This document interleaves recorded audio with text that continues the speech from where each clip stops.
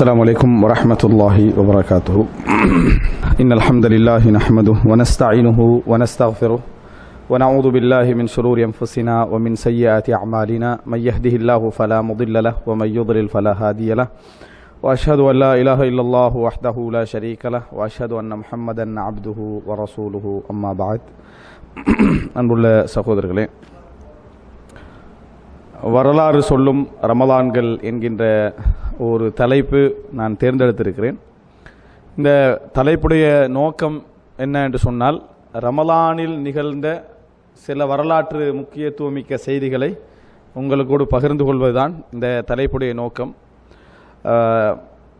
இந்த ரமலான் தொடர்பான ரமலானில் நிகழ்ந்த வரலாற்று நிகழ்வுகள் என்பதில் பிரதானமானவைகள் அப்படி என்று நம்ம தொகுத்து பார்த்தோம் என்று சொன்னால், வரலாற்றில் நிறைய யுத்தங்கள் தான் என்ன செய்கின்றன சொல்லப்படுவதை பார்க்கிறோம். ரமலானிலே யுத்தங்கள் தான் அதிகமாக சொல்லப்படுவதை பார்க்கிறோம்.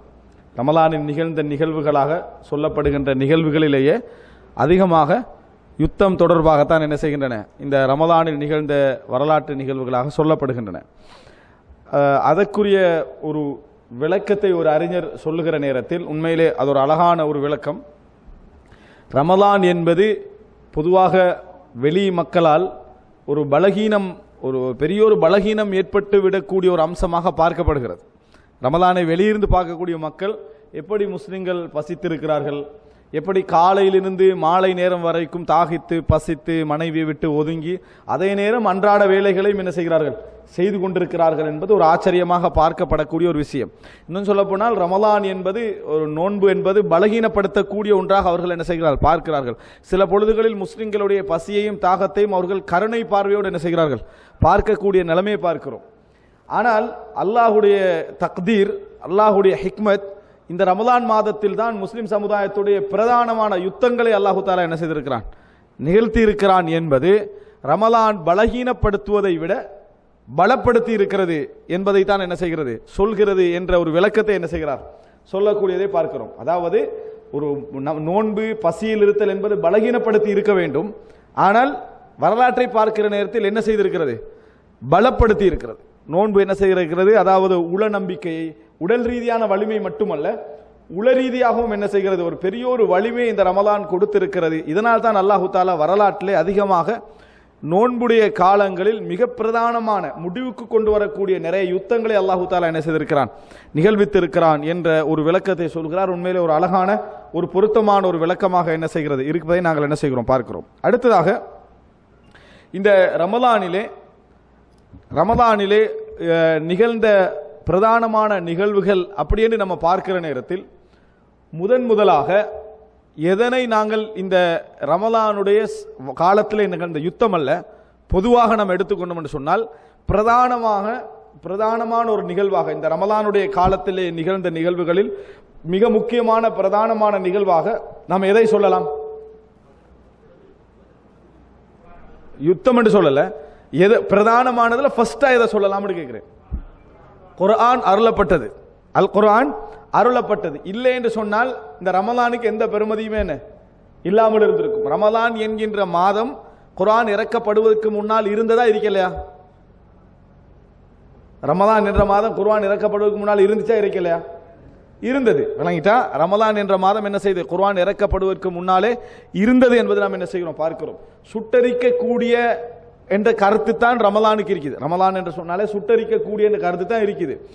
ஆனால் பின்னர் பாவத்தை சுட்டரிக்கக்கூடிய மாதம் என்று விளக்கம் சொல்லக்கூடிய அளவில் இந்த அல் குர்ஆன் இறங்கியதன் காரணமாக ரமலான் என்ன செய்கிறது, அதாவது மிக பிரதானமான இடத்தை என்ன செய்கிறது, அடைகிறது. அப்ப ஷஹ்ரு ரமலான் அல்லதி உன்சில ஃபீஹில் குர்ஆன், இந்த ரமலான் மாதத்திலே தான் அல் குர்ஆன் இறங்கியது என்று அல்லாஹு தாலா சொல்லுகிறான்.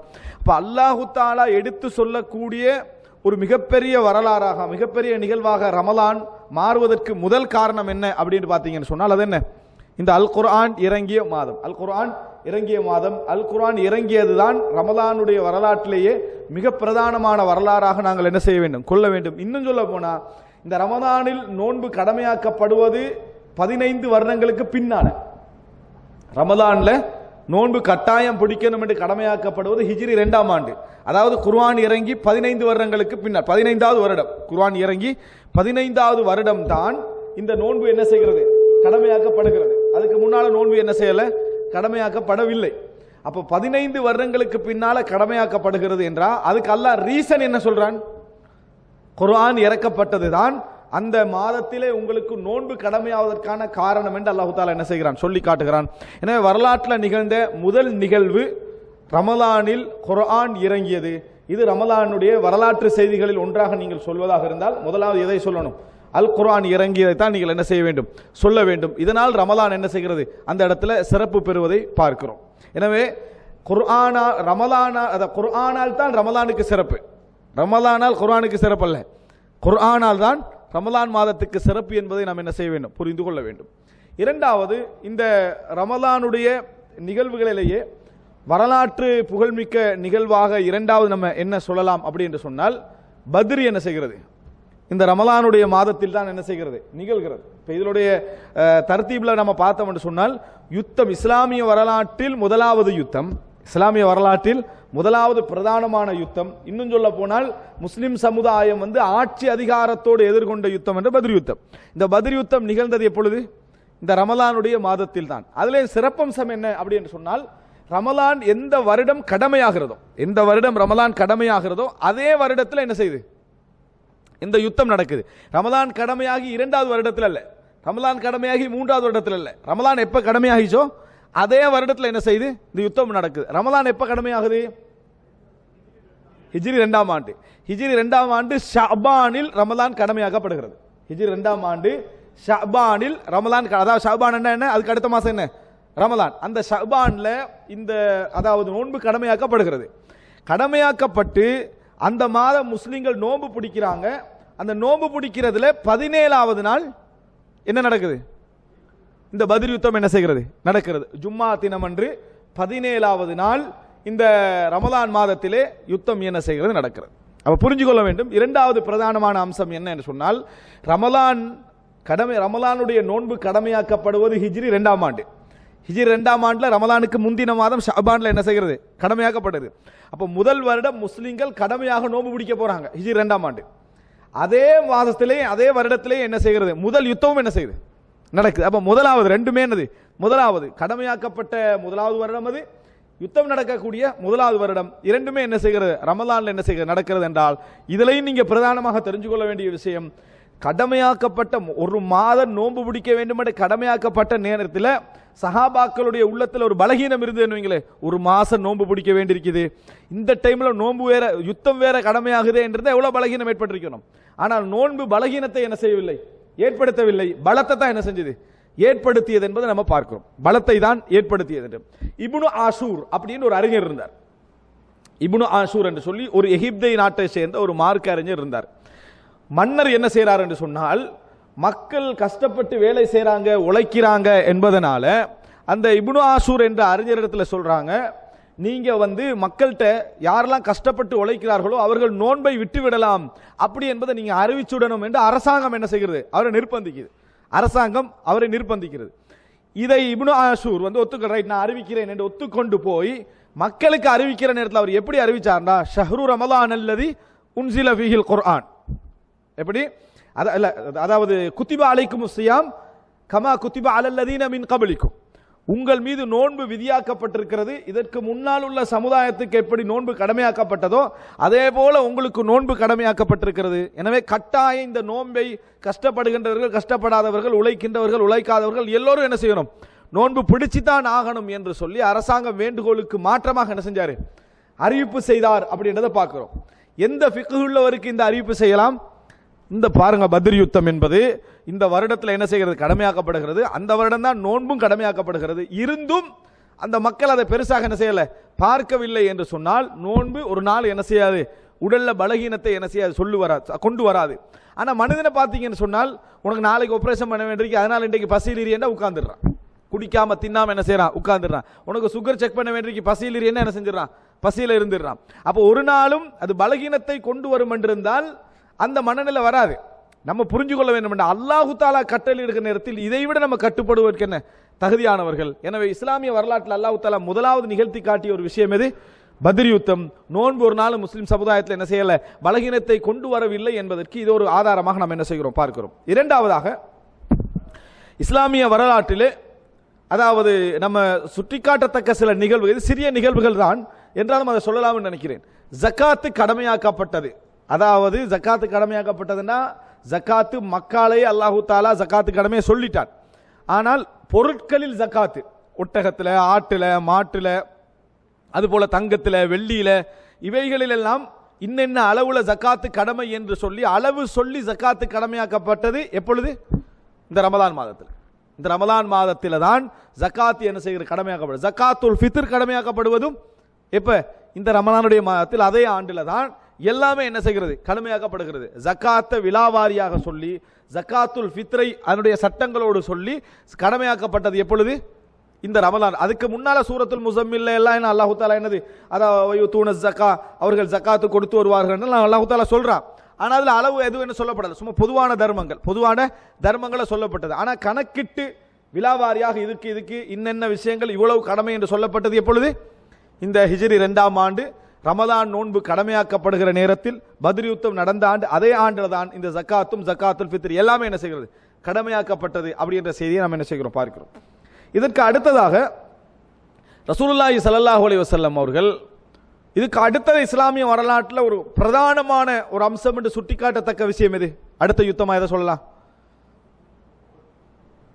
நிறைய யுத்தங்கள் நடந்திருக்குது. அதாவது மக்கா ஹைலைட் ஆகிற மாதிரி இன்னொரு ஹைலைட்டா பண்ணப்பட்டு சொல்ல முடிந்த ஒரு யுத்தம் எது? மக்கா வெற்றி. ஆரம்பம் இது, அடுத்தது முடிவு எது? மக்கா வெற்றி. அதுக்கு இந்த ரெண்டு, இதனுடைய ஆரம்பம், அதனுடைய அது முடிவு என்று சொல்லத்தக்க விஷயம் எது? மக்கா வெற்றி, ஃபத்ஹு மக்கா. மக்கா வெற்றி எப்பொழுது நடக்குது? மக்கா வெற்றி எப்படி நடக்குது? இப்ப அப்படி கேட்டாலே உங்களுக்கு வழங்கி, ரமலான் தான் தலைப்பு தானே. எதுல? ரமலான்ல தான் என்ன செய்யுது? மக்கா வெற்றியும் நடக்கிறது. ரசூலுல்லாஹி ஸல்லல்லாஹு அலைஹி வஸல்லம் அவர்கள், அதாவது இது இந்த செய்தி தெளிவாக, அதாவது சஹீஹுல் புகாரில வருது. ரசூலுல்லாஹி ஸல்லல்லாஹு அலைஹி வஸல்லம் அவர்களும் தோழர்களும் மக்காவுக்கு ரமலானில் கிளம்புறாங்க. ரமலான்ல என்ன செய்யறாங்க? கிளம்புறாங்க. கிளம்பி மக்கா மதீனால இருந்து ஒரு கொஞ்சம் தூரம் தான் கதீத் என்ற இடம். என்ன இடம்? கதீத். அப்படி என்ற இடம் வந்த உடனேயே ரசூலுல்லாஹி ஸல்லல்லாஹு அலைஹி வஸல்லம் தண்ணீரை வரவழைத்து மக்கள் எல்லோரும் பார்த்து கொண்டிருக்க நோன்பை விட்டார்கள். தண்ணீரை ரசூலுல்லாஹ் குடிக்கிறாங்க, மக்கள் எல்லாம் பார்க்கிற அளவுக்கு நோன்பு, அதை என்ன செய்யறாங்க? ரசூல் ஸல்லல்லாஹு அலைஹி வஸல்லம் அவர்கள் நோன்பை விட்டார்கள். அப்படின்னா என்னன்னு சொன்னால், இது நோன்பு மாதத்துல தான் இந்த மக்கா வெற்றி என்றது என்ன செஞ்சிருக்கு? நடந்திருக்குது. ஒரு பிரயாணி விரும்பினா என்ன செய்யலாம்? நோன்பு விடலாம். இப்னு அப்பாஸ் ரலியல்லாஹு அன்ஹு சொல்றாங்க, சாமன் நபியு அஃப்தர், நபியர்கள் நோன்பும் பிடித்திருக்கிறார்கள், நோன்பை விட்டும் என்ன செய்கிறார்கள்?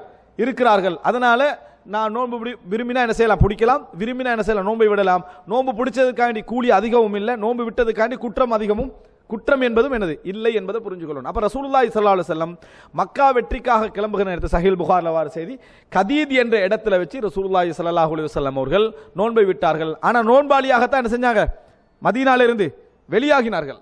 ஆனா நோன்பை என்ன செய்யறாங்க? மக்கள் பார்க்கிற அளவுக்கு ரசூல் ஸல்லல்லாஹு அலைஹி வஸல்லம் அவர்கள் விட்டார்கள் என்பதை பார்க்கிறோம். ரைட். இந்த இடத்துல நம்ம என்ன புரிஞ்சுக்கணும்னு சொன்னால், ரசூலுல்லாஹ் நோன்பு பிடிச்சியும் காட்டிக்கிறாங்க, பிரயாணத்தில் நோன்பை விட்டும் என்ன செய்ய காட்டியிருக்கிறார். விரும்பினோ பிடிக்கலாம், விரும்பினர் என்ன செய்யலாம்? விடலாம் என்பதுதான் அதுக்கான செய்தி. இப்ப இதுல ரசூல் ஸல்லல்லாஹு அலைஹி வஸல்லம், இந்த யுத்தம் எப்ப நடக்குது? ரமலானுடைய காலப்பகுதியில தான் இந்த யுத்தம் நடக்குது. அதாவது யுத்தம் ஒன்று அங்க நடக்கல, ஆனா யுத்தத்துக்கான ஏற்பாட்டோட போனாங்க. யுத்தத்துக்கான ஏற்பாட்டோடு போனார்கள். யாராவது எதிர்த்தால் யுத்தம் நடக்கும் என்ற எதிர்பார்ப்பு போனாங்க. எப்ப போய் சேர்ந்தாங்க ரசூல் ஸல்லல்லாஹு அலைஹி வஸல்லம் என்று சொன்னால், அதாவது ரமலானுடைய 20 மக்கா வெற்றி கொள்ளப்படுகிறது. ரமலான் 20 பத்ர் யுத்தம் எப்ப நடக்குது? ரமலான் 17. அது நமக்கு மறக்காது. காரணம் என்னடா, பத்ர் கொண்டாட்டம் எல்லாம் வச்சுக்கிறாங்க. சரியா? பத்ர் கொண்டாட்டம் சஹாபாக்கள் கொண்டாடினாங்களோ இல்லையோ, தாபீன்கள் கொண்டாடினாங்களோ இல்லையோ, நாங்க கொண்டாடுவோம் என்ற அடிப்படையில் பத்ர் கொண்டாட்டம் எல்லாம் வச்சுக்கிறாங்க. அது பிழை. பத்ர் சுஹதாக்கள் கொண்டாட்டம் என்று அது ஒரு பிதாத்தான ஒரு நிகழ்வு. மக்கா வெற்றி அதாவது ரமலான் 20 என்ன செய்கிறது? மக்கா வெற்றி கொள்ளப்படுவதை நம்ம என்ன செய்கிறோம்? பார்க்கிறோம். ரசூல் ஸல்லல்லாஹு அலைஹி வஸல்லம் ரமலான் 20 போய் என்ன செய்றாங்க? மக்கால சேர்றாங்க. அது எந்த விதமான யுத்தமும் இல்லாமல், எந்த விதமான சிக்கல்களும் இல்லாமல் மக்கா வெற்றி கொள்ளப்பட்டதை நம்ம என்ன செய்கிறோம்? பார்க்கிறோம். அப்ப பிரதானமான இரண்டு இடையில சின்ன சின்ன நிகழ்வுகள் நான் சொல்லி இருக்கிறேன். இன்னும் சொல்றாங்க என்னடா, ஹந்தக் அகல் யுத்தம் இருக்கிறது. இந்த அகல் யுத்தத்துக்கான ஏற்பாடுகளை ரசூல் ஸல்லல்லாஹு அலைஹி வஸல்லம் ரமலான்ல தான் செய்தார்கள் எல்லாம் வரலாற்று குறிப்புகள் இருக்குது. ஆனா நம்ம பிரதானமா அப்படி என்று சொல்றதாக இருந்தால், மூன்றாவது நிகழ்வாக எது வருது? இந்த மக்காவுடைய வெற்றி ரமலானில் நிகழ்ந்ததை நம்ம என்ன செய்கிறோம்? பார்க்கிறோம். அடுத்ததாக, அதாவது இந்த ரமலான் வரலாற்று நிகழ்வுகளில் இன்னும் ஒரு மிக பிரதானமான நிகழ்வு என்ன அப்படி என்று சொன்னால், இஸ்லாமிய சமுதாயம் ரசூல் ஸல்லல்லாஹு அலைஹி வஸல்லம் மக்கா வெற்றிக்கு பின்னால நிறைய வெற்றிகளை அடைந்து கொண்டு சொல்லுது. நிறைய வெற்றிகளை அடைந்து கொண்டு சொல்லுது. ரசூல் ஸல்லல்லாஹு அலைஹி வஸல்லம் முன்னறிவிப்பு செஞ்ச வெற்றிகளை அடைஞ்சிட்டு சொல்லுது. அதில் பிரதானமான 2 வெற்றி என்று எதை சொல்லலாம் என்று சொன்னால், ரோமர்கள், அதாவது கிஸ்ரா கைசர், அதாவது பாரசீகர்களையும் ரோமர்களையும் ரசூலுல்லாஹி ஸல்லல்லாஹு அலைஹி வஸல்லம் வெற்றி கொண்டது. கிறிஸ்தவர்களையும் பாரசீகர்களையும் அதாவது இந்த இஸ்லாமிய சமுதாயம் வெற்றி கொண்டது. இந்த வெற்றியுடைய நேரத்தில் அவர்கள் மிகவும் சந்தோஷப்பட்ட இன்னொரு பெரிய ஒரு நாகரிகம் தோன்றுகின்ற ஒரு வெற்றியாக இருந்தது. எந்த வெற்றி தெரியுமா? அரபுலகத்திற்கு பழக்கமில்லாத பிரதேசமான ஐரோப்பாவுடைய வெற்றி. எந்த வெற்றி? ஐரோப்பாவுடைய வெற்றி. ஐரோப்பாவோடு கொடுக்கல் வாங்கல்களோ வியாபார நடைமுறைகளோ எதுவுமே முஸ்லிம் சமுதாயத்துக்கு என்ன செய்யல, இருக்கல. அப்படி இருக்கிற நேரத்தில் ஐரோப்பா என்ன செய்கிறது? வெற்றி கொள்ளப்படுது. ஐரோப்பா வெற்றி கொள்ளப்படுதுன்னா ஐரோப்பா முழுமையா அல்ல, ஐரோப்பாவில் ஒரு பிரதேசம் என்ன செய்கிறது? வெற்றி கொள்ளப்படுகிறது. அந்த ஒரு பிரதேசம், அதாவது வெற்றி கொள்ளப்பட்ட அந்த அந்த ஆண்டு எது என்று பார்த்தீங்கன்னா, அந்த மாதம் எது என்று பார்த்தீங்கன்னு சொன்னா அது ரமலான். ஸ்பெயினுடைய வெற்றி முதல், அதாவது ஸ்பெயினுடைய வெற்றிக்கு அடுத்து அடித்தளமிட்ட வெற்றி நடந்தது எந்த மாதத்தில்? இந்த ரமலானுடைய மாதத்தில் தான் என்ன செய்கிறது, அது நடக்கிறது நம்ம பார்க்கிறோம். ஹிஜ்ரி 92ஆம் ஆண்டு. ஹிஜ்ரி 92ஆம் ஆண்டு 28வது நோம்பிலே இந்த வெற்றி நடக்கிறது. ஹிஜ்ரி 92ஆம் ஆண்டு 28வது நோம்பிலே, 28வது நோம்பிலே பத்ர் யுத்தத்தை இந்த யுத்தத்தை கன்ஃபியூஸ் பண்ணி டேட்டுகளை மாத்திராம விளங்கிட்டா. 28வது நோம்புல என்ன செய்கிற ரமலான்ல 28 92ஆம் ஹிஜ்ரி 92ஆம் ஆண்டு யாருடைய தலைமையில ஸ்பெயின் வெற்றி கொள்ளப்பட்டது? எல்லாருக்குமே தெரியும். யாரு? தாரிக் பின் ஜியாத். விளங்கிட்டா? தாரிக் பின் ஜியாதுடைய தலைமையில் தான் ஸ்பெயின் என்ன செய்கிறது? வெற்றி கொள்ளப்படுகிறது. இந்த தாரிக் பின் ஜியாதுடைய தலைமையில் ரமலான் மாதம் 92ஆம் ஆண்டு ஸ்பெயின் வெற்றி. அப்ப முஸ்லிம்கள் ரமலான எந்த இடத்தையும் ஓய்வுக்குரிய மாதமாகவும் ரெஸ்ட் எடுக்கிற மாதமாகவும் தூங்கி அசருக்கு எழும்புற மாதமாகவும் யூஸ் பண்ணதில்லை. விளங்கிட்டா? தூங்கி முழுமையாக தூங்குற மாதமாகவும் என்னது யூஸ் பண்ணதில்லை. அதுல வேற நாங்க ஆர்வம் மூட்டிட்டிருக்கிறோம், என்ன அஸ்ஸாயிமு ஃபீ இபாதா வலவ் கான நாயிமன், தூங்கி இருந்தாலும் கூட நோம்பாளியின் தூக்கமும் வணக்கமே என்று சொல்லி இதனால எழும்புறதே இல்லை. இந்த லைஃபான ஹதீஸை வச்சுக்கணும் மக்கள் என்ன தூங்கி திரியத்தை பார்க்குறான். ஆனால் என்றைக்கும் ஓய்வு மாதமாக முஸ்லீம்கள் நினைக்கல. நோன்போட நோன்பாக அது என்ன செய்யுது? நோன்பு போய்கின்றே இருக்கும். அதில் யுத்தங்கள் நடக்கும், வெற்றிகளாம் கொள்ளப்படும். இடத்துக்கு ஒரு பெரிய ஒரு ஆதாரம், ஐரோப்பாவில் கால் வைப்பது என்பது பல விதமான கட்டங்களை தாண்டி தான் கால் வைக்கணும். அப்படிப்பட்ட ஒரு யுத்தத்தில் ஆரம்ப வெற்றி, அதாவது லத்ரீக் அப்படி என்று சொல்லக்கூடிய ஒரு மன்னர், இந்த மன்னருடைய பேர் லத்ரீக் அப்படி என்று சொல்லக்கூடிய மன்னர், இந்த மன்னரை வெற்றி கொண்ட முதல் யுத்தம் மலிகுல் கூத். விளங்கிட்டா? அந்த பிரதேசத்துடைய மன்னராக இருந்தவர். அந்த முதல் வெற்றி, அதாவது ஸ்பெயினை வெற்றி கொள்ளல, ஐரோப்பாவுடைய முதல் வெற்றி அந்த லத்ரீக் கண்ட மன்னனுக்கு எதிராக நடந்த அந்த யுத்தம் ஹிஜ்ரி 92ஆம் ஆண்டு. இது கூட ரமலான்ல தான் என்ன செஞ்சது, நடந்தது. அப்ப நம்ம மனதில் இருக்கணும் என்ன, ஸ்பெயின் ஐரோப்பா உலகத்துடைய வெற்றியாக முதலாக அமைந்த அந்த வெற்றி ரமலான்ல தான் என்ன செஞ்சது, நடந்தது. ஹிஜ்ரி 92ஆம் ஆண்டு தான் என்ன செய்தது, நடந்தது என்பதை நம்ம தெரிந்து கொள்ள வேண்டும். அடுத்ததாக இஸ்லாமிய சமுதாயத்தில் நடந்த இன்னொரு மிகப்பெரிய ஒரு வெற்றி, அது சில விஷயங்கள் நான் டேட்டு குறிக்காம நான் சொல்றேன். காரணம் என்னன்னா, முக்கியமான யுத்தங்களாக இருந்தாலும் கூட நம்ம பிரதானமாக ஞாபகம் வச்சுக்க வேண்டிய டேட்டோட சொல்றேன். அதாவது மாரக்கத்து ஹித்தீன் என்று சொல்லி ஒரு யுத்தம் என்ன செய்யும், அழைக்கப்படும். இந்த யுத்தம் சலீபியர்களுக்கு எதிராக, அதாவது சிலுவை போராளிகளுக்கு எதிராக நடந்த ஒரு மிகப்பெரிய ஒரு யுத்தம். இந்த யுத்தம், அதாவது சலாஹுத்தீன் அய்யூபி அவர்களுடைய அந்த தலைமை கீழே இது நடந்துச்சு. அது வெற்றி கொள்ளப்பட்டதும் எப்பொழுது, இந்த ரமலானுடைய காலப்பகுதியில் தான். அடுத்தது மிக பிரதானமாக இஸ்லாமிய வரலாற்றிலே நடந்த யுத்தங்களிலேயே மிக பிரதானமான ஒரு யுத்தமாக கருதப்படுவது, நீங்களாம் கேள்விப்பட்டும் இருக்கலாம், இஸ்லாமிய சமுதாயத்தை சின்னாபின்னமாக்கிய, இஸ்லாமிய சமுதாயத்தை வரலாற்றிலே சின்னாபின்னமாக்கி கொண்டு போய் அப்பாசிய கிலாபத்தை கூட கீழ்நிலைக்கு கொண்டு போன ஒரு, அதாவது இன்னும் சொல்ல போனா அப்பாசிய கலீஃபாவை அழைச்சி வச்சு கொண்ட ஒரு சமுதாயத்தினர் தான். எந்த சமுதாயத்தினர்? தாத்தாரியர்கள், முகலாய தாத்தாரியர்கள். இந்த முகலாய தாத்தாரியர்களுடைய யுத்தத்தின் காரணமாக டோட்டல் இஸ்லாமிய சமுதாயமும் ஆடி போயிருந்துச்சு. ஏன்னா இஸ்லாமிய சமுதாயம் அப்பொழுது ஆட்சியை கண்டு வளர்ச்சியோட உச்சகட்டத்தில் கொண்டாட்டத்தில் இருந்த காலகட்டம் அது.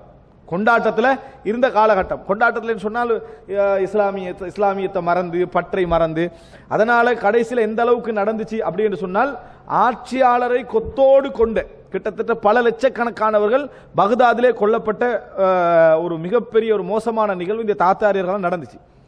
அடுத்தது ஒரு தலைமுகமாக கேந்திரஸ்தரமாக விளங்கியது எகிப்து விளங்கிச்சு. அடுத்து அவனுடைய முழு டாக்கெட்டாக எது இருந்துச்சுன்னா எகிப்தும் வீழ்த்தப்பட்டால் டோட்டலாக இஸ்லாமிய சாம்ராஜ்யத்துக்குள்ள எல்லா பலகீனமும் நாடி நரம்பெல்லாம் போய் என்ன செஞ்சிருக்கும், பரவி இருக்கும். இந்த ஐடியாவோடு குத்புகா அப்படி என்று சொல்லக்கூடிய தாத்தாரியர்களுடைய தலைவரோடு இந்த தாத்தாரிய படை வருது. தாத்தாரியர்கள் எங்கேயாவது நுழைஞ்சாங்கன்னு சொன்னா அந்த நாட்டை ஆள்றதெல்லாம் அவனுக்கு லட்சியம் இல்லை. கைதிகளை எல்லாம் என்ன செய்வாங்கடா, எரிச்சிருவாங்க. அந்த ஊர்ல உள்ள மக்களை எரிச்சிருவாங்க. பெண்களை எல்லாம் அடிமைகளாக எடுத்துக்கொண்டு நாட்டுக்கு திரும்பிடுவாங்க. சொத்துக்களை எல்லாம் சூறையாடிடுவாங்க, நாட்டை எரிச்சிருவாங்க. அவ்வளவுதான். இதான் அவங்களை செய்யற வேலை. ஆட்சி கீழே பேர்ல தான் இருக்குமே தவிர அந்த நாட்டை திரும்பி பார்த்தா எரிஞ்சி சாம்பலா போய். இந்த பயம் எல்லா முஸ்லிம்களுக்கும் மத்தியிலே அப்படியே புறையோடி போயிருந்த நேரத்தில் தான் இவர்கள் அதாவது அந்த பகதாதெல்லாம் முடிச்சிட்டு அப்படியே சிரியா வழியாக என்ன செய்றாங்க, எகிப்தை நோக்கி வந்து கொண்டிருக்கிறார்கள். இந்த வந்து கொண்டிருக்கிற நேரத்தில் இந்த மன்னர் குத்துஸ் என்றவர் இவரெல்லாம் யாரு அப்படி என்று சொன்னால் அடிமையாக இருந்து விடுதலையாகி வந்தவர்கள் ஒருவர் ஆட்சி அளவுக்கு என்ன செய்யறாரு, வாராரு. எகிப்தை ஆண்டு கொண்டிருக்கிறார். இந்த மன்னர் குத்துஸ் என்ன செய்யறார் என்று சொன்னால் இவர்கள்ட்ட ஆலோசனை கேட்கிறார். யார்கிட்ட? அங்க உள்ள எல்லா பிரதானிகள்ட்ட ஆலோசனை கேட்கிறாரு. எதிர்கொள்வதா சரணடைவதா? ஒரு 75% என்ன சொன்னாங்க தெரியுமா? அவங்கள பத்தி கேள்விப்பட்டதனால சரணடைஞ்சிருவோம். சரணடைஞ்சா என்ன தெரியுமா? மரண தண்டனை, அவ்வளவுதான். களத்தை வெட்டி விடுறது. சரணடையாட்டி எரிச்சு விடுறது. எப்படி நீங்க செலக்ட் பண்ணாலும் என்ன, மரணம் தான். சரணடைஞ்சிருவோம் அப்படின்னு ஒரு ஆசை வைக்கிறாங்க. விட்டுறலாம், எங்களை விடுதலை செய்யலாம் எடுத்துக்காக நல்ல முக்கியமானவங்க ஆலோசனை சொல்றாங்க. ஒரு சிலர் சொல்றாங்க நாங்க என்னது யுத்தம் செய்வோம், யுத்தம் என்ன செய்வோம் அப்படின்னு சொல்றாங்க. அப்ப என்னது இஸ்ஸத்தீன் போன்ற மிகப்பெரிய மார்க்க அறிஞர்களும் இருந்த அந்த காலப்பகுதி.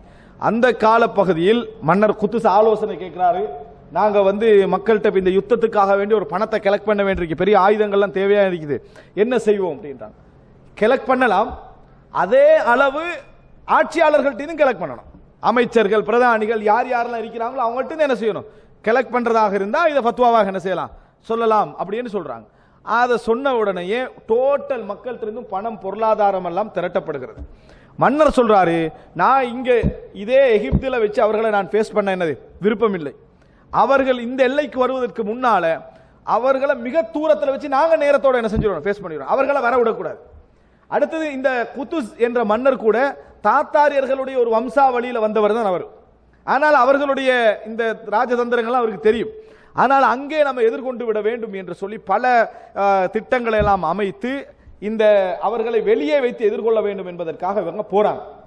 அன்புள்ள சகோதரர்களே, போகின்ற நேரத்தில் அதுல குறிப்பிட்ட கொஞ்சம் பேருக்கு தான் அந்த தைரியம் எல்லாம் இருந்துச்சு. மற்றவர்கள் எல்லாம் செத்து போனவர்கள் தான் சொல்லணும்.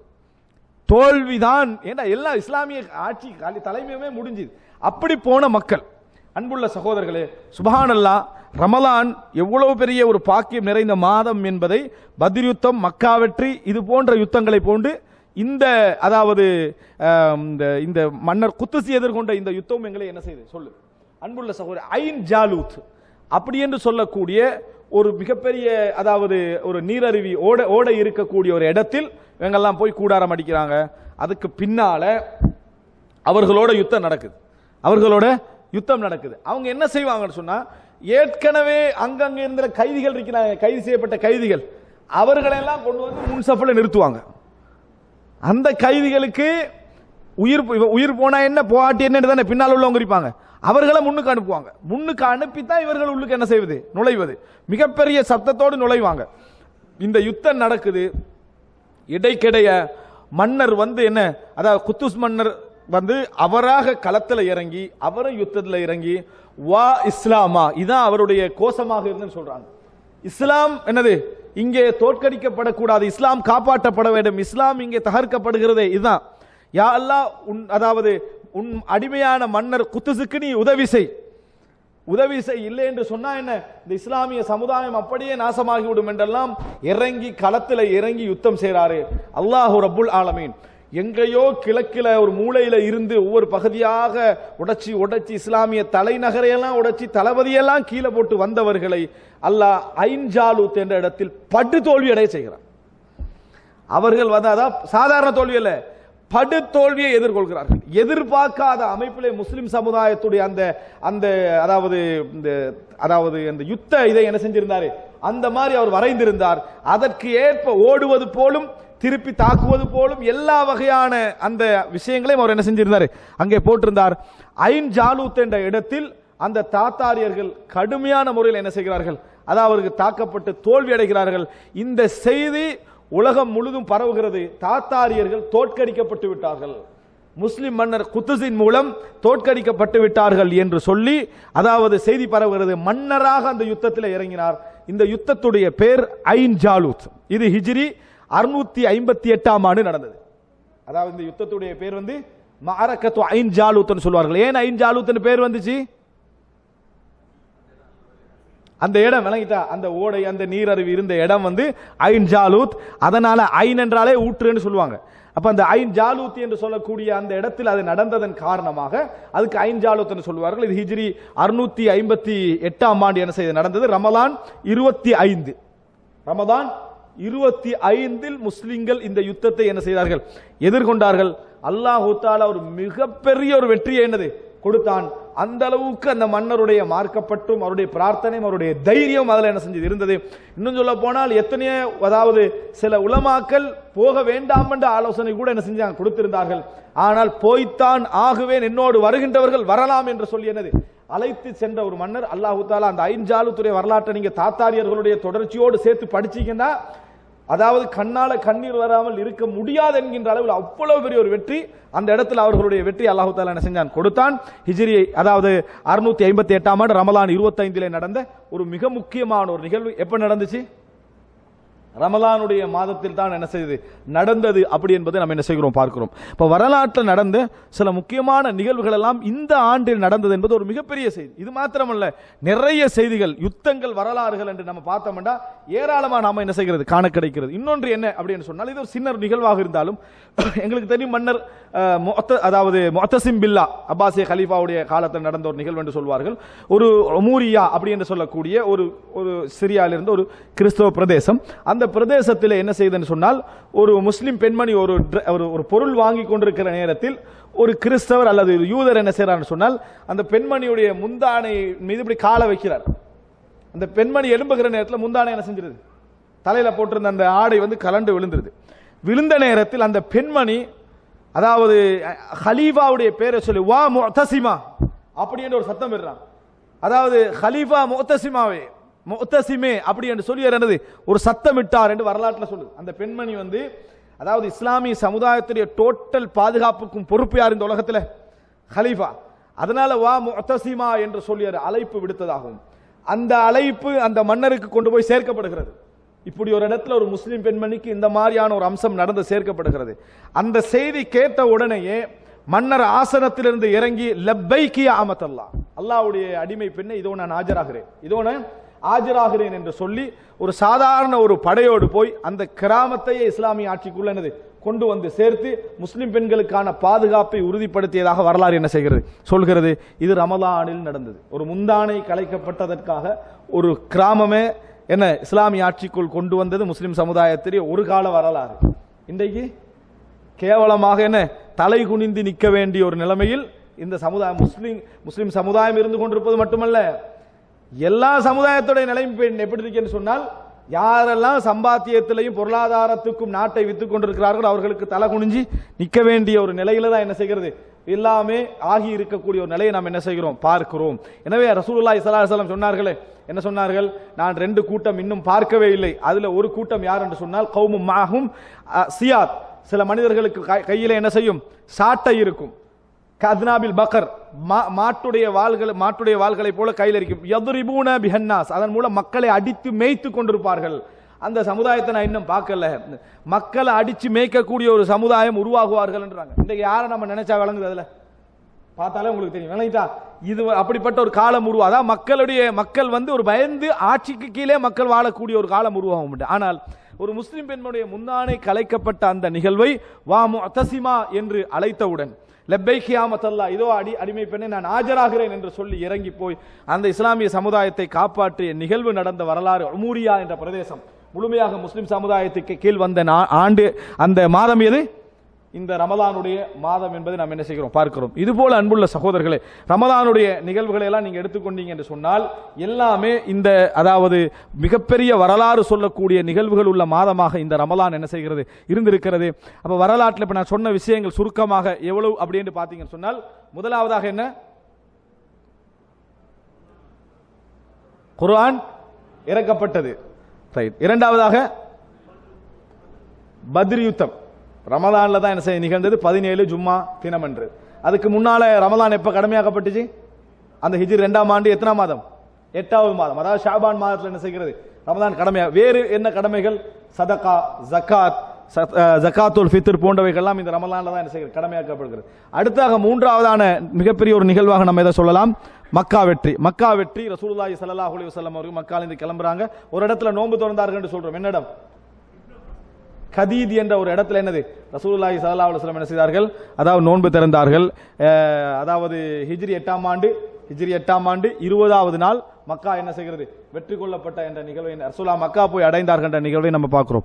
அதுபோல இஸ்லாமிய வரலாற்றில் நிகழ்ந்த மிக முக்கியமான நிகழ்வாக ஹிஜ்ரி 92ஆம் ஆண்டு அதாவது ஐரோப்பாவுடைய வெற்றிக்கு என்ன களம் அமைத்து கொடுத்த வெற்றி ஹிஜ்ரி 92ஆம் ஆண்டு 25 என்ன செய்கிறது 8 என்ன செய்கிறது அது நிகழ்ந்ததை பார்க்கிறோம். யாருடைய தலைமையின் கீழ்? தாரிக் பின் ஜியாத் அவர்களுடைய தலைமையின் கீழ் என்ன செய்தது மொரோக்கோவில் இருந்து அதை என்ன செய்தது மக்ரிபிலிருந்து புறப்பட்டதை நம்ம பார்க்கிறோம். அதுக்கு அடுத்ததாக அதாவது இஸ்லாமிய வரலாற்றில் இன்னும் பல யுத்தங்கள் நடந்து உமூரியா வெற்றி கொள்ளப்பட்டது. அதுபோல ஹெத்தீன் என்ற யுத்தம் நடந்தது. அது அடுத்ததாக இன்னொரு பிரதானமான யுத்தமாக எதை சொல்லலாம்? இந்த ஐன் ஜாலூத் என்ற அந்த யுத்தம், சிரியாவில் நடந்த அந்த யுத்தம், அந்த பலஸ்தீன் பக்கத்தில் நடந்த அந்த யுத்தம். இது வந்து எந்த மன்னரால் நிகழ்த்தப்பட்டது? மன்னர் குத்துஸ். யாருக்கு எதிரான யுத்தம்?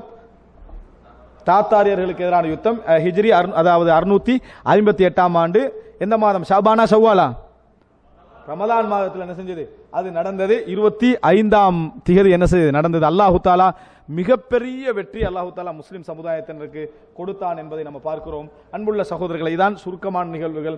ரமலானில் நடந்த நிகழ்வுகள் என்று யுத்தம் என்று தேடினா நிறைய கிடைக்குது. நிறைய விஷயங்கள் என்ன செய்யலாம் சொல்லலாம். இன்னொரு 15 ரூபா மட்டும் என்ன செய்யலாம் சொல்லலாம். மற்ற நிகழ்வுகள் அப்படின்னு பார்க்கிற நேரத்தில் வரலாற்று நிகழ்வு நம்ம சின்னதாக தான் சொல்ல முடியும். எது இந்த மாதிரியானது. அப்போ இப்போ என்ன ஆச்சரியம் அதில் என்ன அப்படின்னு சொன்னால், ரமலான் மாதங்களில் முஸ்லிம்கள் பலமாக இருந்திருக்கிறார்களே தவிர பலகீனமாக என்ன செய்யல இருக்கவில்லைன்னு பார்க்கிறோம். ஆனா உங்களுக்கு தெரியும் ரமலானுடைய தோற்றத்தை நம்ம இன்றைக்கு எப்படி ஆக்கி வச்சிருக்கிறோம். ஒரு செய்தியை சொல்லி முடிச்சிடுறேன். ரமலானுடைய தோற்றத்தை எப்படி ஆக்கி வைத்திருக்கிறோம் அப்படி என்று சொன்னால், ஒரு பலம் மிக்க ஒரு தோற்றம் மாதிரி ஆக்கியல, பலகீனமான என்னது தோற்றமாக ஆக்கி வச்சிருக்கிறதும் நோன்பைத்தான் நம்ம வந்து கொஞ்சம் ஓய்வெடுக்கிறதுக்கு ரீசனாக சொல்லக்கூடிய ஒரு சூழ்நிலையில நம்ம என்ன செய்கிறோம் பார்ப்பதை நம்ம என்ன செய்கிறோம் பார்க்கிறோம். எனவே அல்லாஹ் ரப்புல் ஆலமீன் நமக்கு இந்த மாதத்தின் ஊடாக இதை நம்ம ஏனைய மாதங்களை விட டிஃபரெண்டாக பார்க்க கூடாதுன்னு அதுக்கு ஒரே வழிதான் இருக்கு. என்ன வழி? சுன்னத்து நோன்புகளுக்கு நம்ம என்ன செஞ்சிருக்கணும்? பழகி இருக்கணும். சிலர் பார்க்கலாம் ரமலானுடைய ஃபர்ஸ்ட் நாள் படுற பாடு இருக்குது, முதலாம் நாள் தலைவலி விளங்கிட்டா ஒரு வைரல்லாம் தலைகளாம. ஏன்டா நோம்பு பிடிக்கல, அதுக்கு முன்னால் ஒரு சுண்ணத்து நோம்பு என்ன செஞ்சதில்லை பிடிச்சதில்லை. அதனால திடீரென நோம்பு பசியில் உட்கார்ந்தா ஃபர்ஸ்ட் நாள் என்ன செய்யும்? தலைவலி இடுப்பு. நமக்கு ரமலான்லேயே ஒரு இப்படித்தான் நடக்குது அப்படின்றாங்க. அதுக்கு காரணமே என்னன்னு சொன்னா, குளிர்காலத்திலே நோம்பு பிடிக்கிறதுல சூட்டு காலத்தில் என்ன செய்யறதில்லை நோம்பு பிடிப்பது இல்லை என்பதுதான் காரணம். இல்லை நோம்புக்கு நம்ம பழகி இருந்தோம்டா, ஃபாஸ்டிங்க்கு நம்ம தொடர்ந்து பழகி இருந்தோம்னா இந்த நிகழ்வு என்ன செய்யாது வராது. எனவே ரமலானை நாங்கள் பலகீனமான மாதமாக அறிமுகப்படுத்தக்கூடாது. இன்னொரு விஷயம் அப்படி என்னன்னு சொன்னால், இந்த ரமலான் மாதத்தை சாப்பாட்டு மாதமாகவும் அறிமுகப்படுத்தக்கூடாது. இப்போ பிரச்சனை பசியுள்ள மாதம் என்பது சாப்பாட்டு மாதமாக அறிமுகப்படுத்தி ஒரு ஒரு ஒரு மௌலவி ஒருவர் பயான் பேசுற நேரத்தில் ஒரு சம்பவம் சொல்றாரு. அந்த சம்பவம் ஒரு நிகழ்வு. அந்த நிகழ்வை நான் இங்கே சொல்றேன். ஒருத்தர் கேட்கிறாரு வந்து என்னண்டா, ஒரு அந்நிய சகோதரர் கேட்டாரா, நீங்க எப்படி வந்து ரமலான்ல வந்து எப்படி நீங்க காலையிலிருந்து ஈவினிங் ஆகிற வரைக்கும் என்ன செய்றீங்க பசியில் இருக்கிறீங்களா, அது எப்படி என்று. அதுக்கு அவர் சொன்னாரா, நாங்க வந்து ஒரு நியத்து சொல்றோம் பாருங்களேன் சஹர் டைம்ல நவைத்து சௌமகாத்தின்னு, அதான் காரணம் அப்படின்றாரா. அதுக்கு அவர் அந்த அந்நிய சகோதரர் சொன்னோம், அதான் ஏதோ ஒரு மந்திரம் ஒன்று இருந்திருக்கணும் அப்படின்னு நான் நினைச்சேன். இல்லையண்டா எப்படி இவ்வளவு நேரம் பசியில் இருக்கிறாங்கன்னு சொல்லிட்டு அவர் என்ன சொல்றாருண்டா, அல்லாஹ் காப்பாத்துன்னு அப்படி கேட்டவர் நம்மட சஹர் சுஃப்ராவை பாத்திரக்கூடாதுன்றாரு. அப்படி கேட்டவர் நம்ம சகர் செய்யற சுஃப்ரா இருக்குது இதை அவர் பாத்திரக்கூடாது. பார்த்தா இந்த மாதிரி நோம்பு பிடிச்சா காலம் ஃபுல்லா என்ன செய்யலாம், நம்ம நோம்பு பிடிக்கலாம் முடிவுக்கு அவர் என்ன செய்யலாம் வரலாண்டு. உண்மையில என்ன செய்யறாங்கன்னு சொன்னா, நம்ம நோம்பு பிடிக்கிற நேரத்தில் ஒரு பயத்துல சகர் செய்யற எல்லாரும் அப்படி இல்லாத விட்டாலும் ஒரு பெருவாரியானவங்க பயத்துல சகர் செய்யற மாதிரி என்ன செய்யறாங்க, ஒரு அப்படியே ஃபுல்லா நிரப்பி வச்சு தின்றா அப்படின்னு சொல்லி என்னது சாப்பிட்டு முடிச்சது மட்டுமல்ல, அதான் சொல்ற நேரத்தில் அவசரமா தண்ணியை குடிச்சுக்கிறது. இதாண்டா அவட கடைசி என்ன மாதிரி என்ன தண்ணி என்ன செய்யறது குடிச்சுக்கிறது. அதே போல இஃப்தார் நேரத்தில் என்னது வெரைட்டியா இருந்தா தான் நமக்கு நிம்மதியா கூட என்ன செய்யுது இருக்குது என்பது நம்ம எப்படியோ மிஸ் ஆக்கல. எனவே நோன்புடைய இது நம்ம ஒரு பசியில் அப்படி சாப்பிட்றதெல்லாம் தவறு இல்லை. ஆனா தராவிக்கு தொலை முடியாத அளவுல நெஞ்சிக்கு வர அளவுக்கு என்னது சாப்பிட்டுட்டு சாஞ்சிக்கிட்டு இருக்கிறதுக்கு இது ரமலானுக்குரிய அழகான தோற்றத்தை நம்ம என்ன செய்யல ஏற்படுத்தவில்லை என்பதையும் புரிஞ்சு. அது லைவ் டெலிகாஸ்ட் வேற விளங்கிட்டா, இஃப்தார் விசேட நிகழ்ச்சி என்ன லைவ் டெலிகாஸ்ட் வேற நம்ம செய்யக்கூடிய நிலைமை பார்க்கிறோம். எனவே ரமலானுடைய தோற்றத்தை நல்ல முறையில் கொண்டு போய் சேர்க்க வேண்டிய பொறுப்பு நம்ம பகல்ல உண்மையிலே பசியில் இருக்கிறோம் குடிக்காம இருக்கிறோம் என்றது ஒரு பெரிய நிகழ்வு. ஆனா அந்த நிகழ்வை அழகாக கொண்டு போய் சேர்ப்பதும் அசிங்கமாக கொண்டு போய் சேர்ப்பதும் யார் கையில் உள்ளது, நமது கையில் உள்ள விஷயம். எனவே அன்புள்ள சகோதரர்களே, உணவு உண்பதற்கான மாதம் அல்ல இது, பசியில் இருப்பதற்கான மாதம் என்கின்ற ஒரு தோற்றம் ஏற்பட வேண்டும் என்றால் அல்லாஹும் ரசூலும் சொன்ன அமைப்பில் நாம் இந்த ரமலானை அமைத்துக் கொள்ள வேண்டும். உணவு பழக்கத்தை அல்லாஹும் ரசூலும் சொன்ன அமைப்பில் என்ன செய்ய வேண்டும், ஆக்கிக் கொள்ள வேண்டும். அடுத்தது இஸ்லாமிய வரலாறுகள் முழுமையாகவே ரமலான் மாதம் என்பது வீரத்துக்குரிய ஒரு மாதமாகத்தான் என்ன செய்தது இருந்திருக்கு, பலத்துக்குரிய ஒரு மாதமாக இருந்திருக்கு என்பதை சொல்கிறது அல்லாஹு ரப்புல் ஆலமீன். அதை புரிந்து எமது வாழ்க்கையிலும் அதை நாம் நடைமுறைப்படுத்துகின்ற மக்களாக எம் அனைவரையும் ஆக்கியல் புரிவானாக. ஹாதா மா இந்தி வல் இல்மு இந்தல்லாஹ் வ அகூலு கௌலி ஹாதா வ அஸ்தக்ஃபிருல்லாஹ் லி வ லக்கும்.